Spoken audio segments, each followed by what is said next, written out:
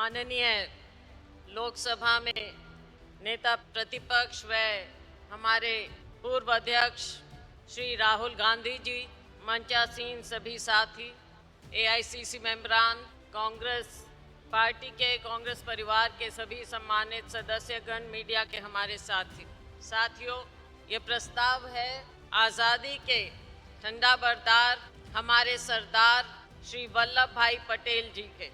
भारत की आज़ादी के आंदोलन की कोख से जन्मी भारतीय राष्ट्रीय कांग्रेस सरदार वल्लभ भाई पटेल जी के 150वें जन्म जयंती वर्ष के उपलक्ष्य में गांधी और पटेल की भूमि गुजरात के अहमदाबाद में एक बार फिर भारत के भविष्य को दिशा देने के लिए एकत्रित हुई है। साबरमती का तट फिर से इस वैचारिक संग्राम का साक्षी बना है। इस संग्राम के प्रेरणा पुरुष हैं सरदार पटेल और इसकी वैचारिक बुनियाद में महात्मा गांधी, पंडित जवाहरलाल नेहरू के सिद्धांत।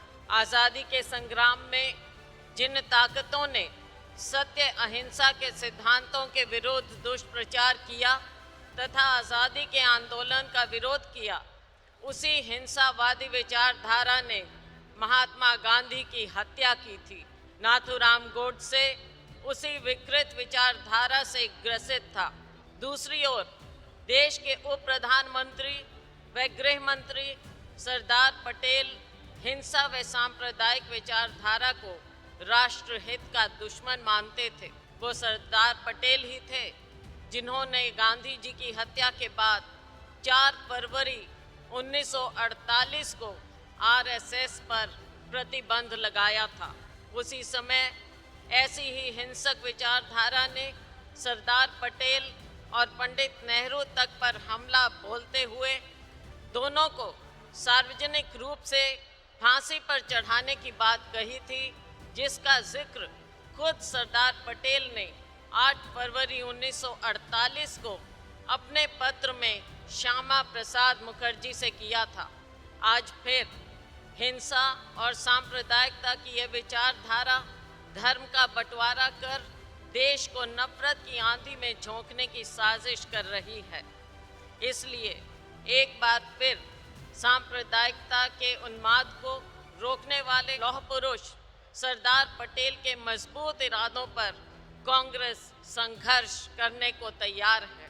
टकराव और विभाजन की इसी विचारधारा ने झूठ, छल और प्रपंच का जाल फैलाया तथा षड्यंत्र के तहत सरदार पटेल और पंडित नेहरू के परस्पर विरोधी होने का भ्रम फैलाया गया। यह भ्रम असल में हमला था आज़ादी की लड़ाई पर भी तथा गांधी, नेहरू, पटेल की अगुवाई पर भी।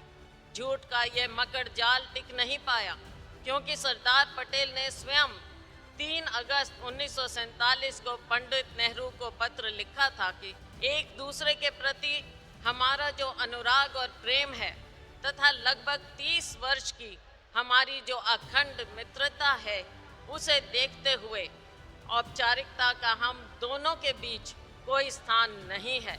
हमारी जोड़ी अटूट व अखंड है तथा यही हमारी शक्ति है। आज प्रेम, मिलन और जुड़ाव की इस विचारधारा को सत्ताधारी ताकतें विभाजन और वैमनस्य में बदलने को आतुर हैं।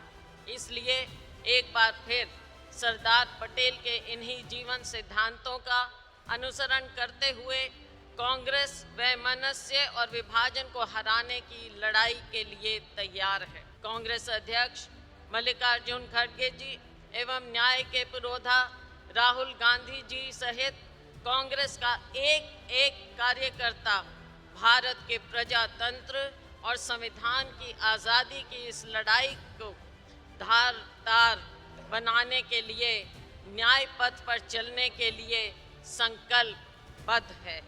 यही सरदार पटेल के आदर्श और सिद्धांतों का मार्ग भी है तथा इस प्रेरणादायी सोच के पथ पर चलने को कांग्रेस का हर सिपाही कटिबद्ध है। कटिबद्ध है? हाथ उठाइए, प्रस्ताव पारित करिए। बहुत बहुत धन्यवाद।